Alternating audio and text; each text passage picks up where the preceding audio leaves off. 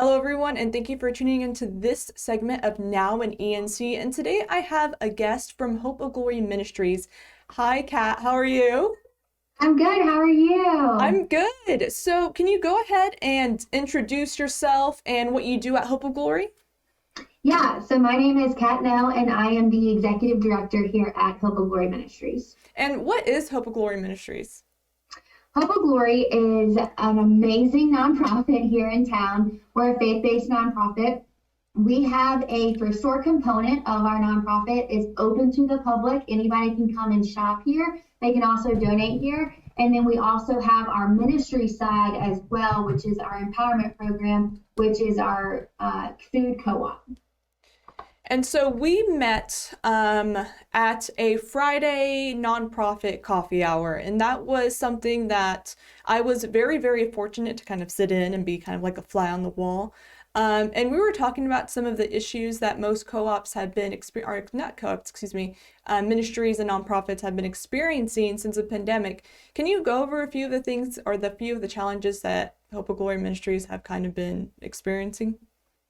Yeah, so with us with the pandemic, we closed the thrift store for 6 weeks, and then we also sent all of our staff home for those 6 weeks. But during that time, we kept our co-op running because it is a mini grocery store component, and so essentially our family still needed food while the pandemic was happening, and so we were still able to operate in that component, be able to provide them with the food that they needed. And then we also were able to open back up in June, or actually it was May of last year, which is pretty awesome. So almost a year now, we've been back open for a year. But I think some of the things that we saw challenging were that right now with families, trying to maneuver different things. Some of our families lost jobs, some of them were out of work. And so they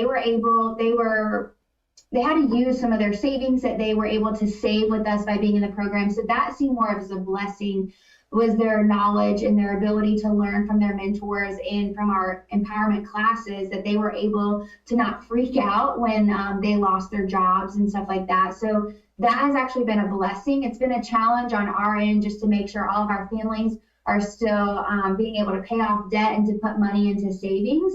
But essentially, I would say COVID was a blessing to our ministry in its own way. I try to look at the positives. And so our donor base for our items has increased significantly, and our shoppers that have come into our thrift store have really been booming in the last couple of months. So for us, COVID kind of put us on the map. We are a thrift store, and so people were looking for cheaper items when they needed to shop for things. And so they were able to come to us, which has really been awesome. And then our donors that support the co-op side, the monetary donations, have just been amazing. So there's the community support around Greenville. We say COVID was probably the best thing that ever happened to us. And so I'm excited to see how we will continue to operate, not only as a ministry, but in the community as well. So let's go into a little bit more details about the ministry and how you were explaining it to me about how it's a little bit different. You're trying to give people the tools to better themselves and educate them about how they can change their life around. Can you talk a little bit more about that? Yeah, so about 5 years ago, we started our empowerment program. And what that is a program that helps families get to financial help. It's a very committed program. So our families, they fill out an application, a financial assessment, and then if they're accepted into the program, they pay an investment fee every month for the whole program.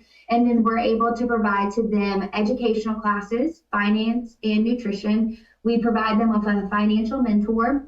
And then we also have them volunteer with us 1 hour a month and then pay their fee. If they do that, then they're able to shop in our mini grocery store twice a month, which allows them to relieve a little bit of their food cost burden, and then it empowers them to take that money that they normally would have spent at a grocery store and put it towards a goal that they have set with their financial mentor. So whether that's paying off debt, put money into savings, lowering some credit card bills, different stuff like that. And so our families, we say that they invest about 5 to 6 hours with us a month, but with us, we like to go deeper instead of wider with our families. We get to that root issue of how did we get here financially and how can we never get back there? So we walk alongside of our families, teaching them biblical wisdom and principles and how do we help them get to financial health. And so the program, you can be in the program up to 3 years. And so really in those 3 years, we want to help with budgeting skills, with finance skills, in a way that we can help improve their life, that they don't ever have to kind of come back to a facility like us, but they can also be empowered to maybe become mentors with us, to empower other families to get to that financial health. So it's more of the hand up model instead of a hand out model. I think that's one of the most powerful things that can be given to a person, really, just education. And then people can kind of use those tools for their own life and move forward and teach those tools and methods to their children, or even be a model to other people, their friends, their family members. So I was really intrigued by this, the way that the hand up model, is that how you say it? So yes. It's a 3-year commitment. Do people stay all 3 years, or how is the timeline for that? Yeah, so some of our families are here all 3 years. We do have we have set up a 3-year timeline of like what we hope for them to progress and reach based on each year that they're in the program. Some families can graduate early. We have circumstances where some families just needed a year or two of the assistance, and then we have some family that, needed to stay the whole 3 years. But we do have a whole diagram on what it would look like to graduate early, what it needed to be in your savings and emergency fund, and then what debt needed to still be paid off in that time.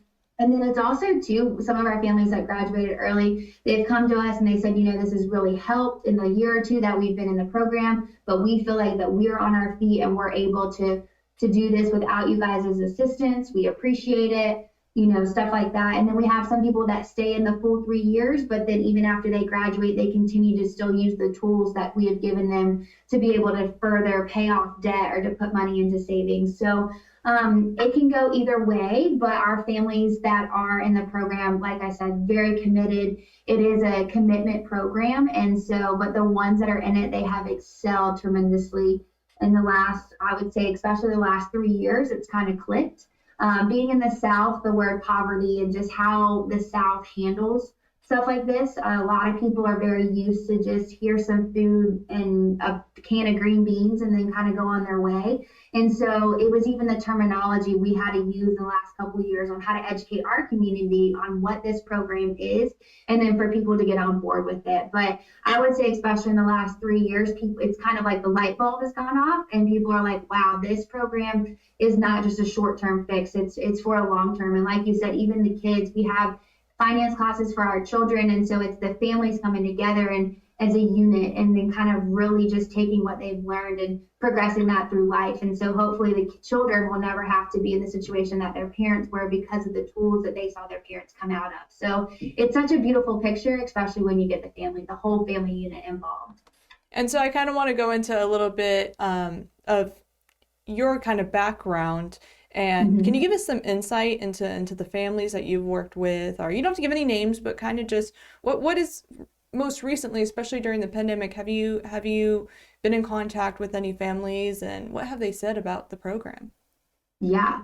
So our families, we're super close with our families because we're really big on going deeper with them. And so even during the pandemic, we were touching base with them almost weekly, making sure everyone was okay. What did that look like financially? And I would say I've met with a couple of them even recently, and we had one family that was able to purchase a home. And when she told me about that, she had tears in her eyes. I had tears in my eyes because she said to me, Kat, I'm able to purchase my first home, and it's not anything fancy. It's not anything really big, but it's brick and mortar, and it's mine, and it has my name on it. And so that was just the achievement that she felt in that, and her whole family. And I actually got to talk to her daughter just the other day, and she said to me, when we moved here, I never thought that my family would be able to be in a financial situation to be able to purchase a home right now. And she said, I thought we would be here 15, 20 years before we were able to get there. But because of this program, I've seen my family excel. And now I have my own room. I'm able to live in a house that is ours. And so that made me emotional at the same time, just to hear not only the parent, but then the daughter kind of talk about it too. She wants to do some budgeting tips. She wants to meet with our mentors and try to figure out how she can, better her finances. And she's 15. And so that just made my heart so happy to hear that. And then we've also had other families that, we've brought two families that have just had a baby, and they were a little nervous about what that looked like with, going from two incomes to one. But they said that with the mentoring accountability, they were able to place some money into savings.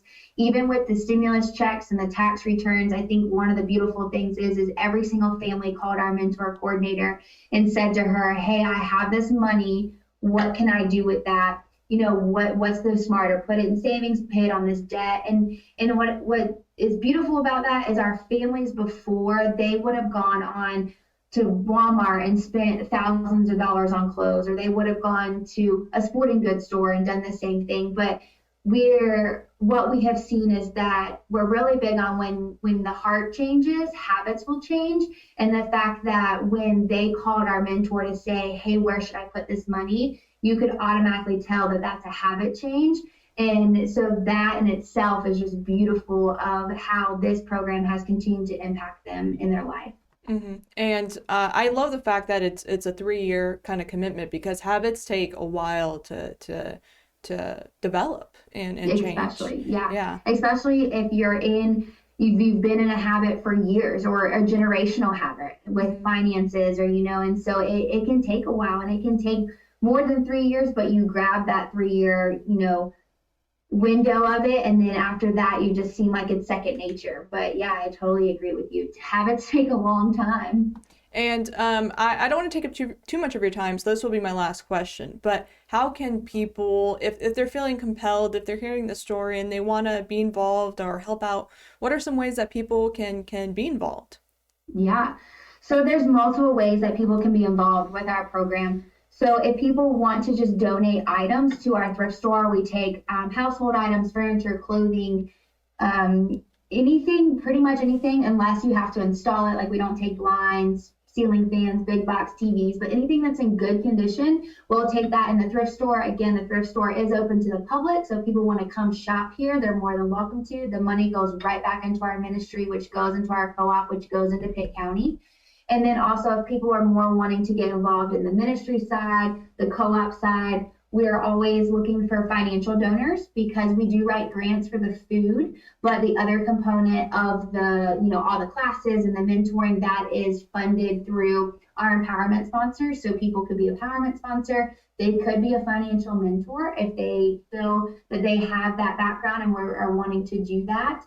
A lot of times our financial mentors, it doesn't have to be a big finance person, because right now with our families, a lot of them, we're just doing basic budgeting, basic paying off debt and stuff like that. And then another way is if people want to do any like toiletry donations, like I previously said, our food is grant funded. So we write grants for food. But if you think about it, when people are going to the grocery store, there's other things that they need to get besides food, like toilet paper, paper towels, trash bags, laundry soap, laundry detergent. So items like that, we fully do toiletry drives for that. So anything that's donated will then go onto our grocery store, and then our families are able to get it from there. So again, we're really big on relieving a little bit of that grocery money and then empowering them to put that towards another goal or savings that they have. And so those are different ways that they can get involved. If they want to just volunteer in our thrift store, we have that ability. And then we also do special events for the holidays and stuff like that, so people can also get involved in those ways. So there's always an opportunity for even the whole family to get involved with what we do.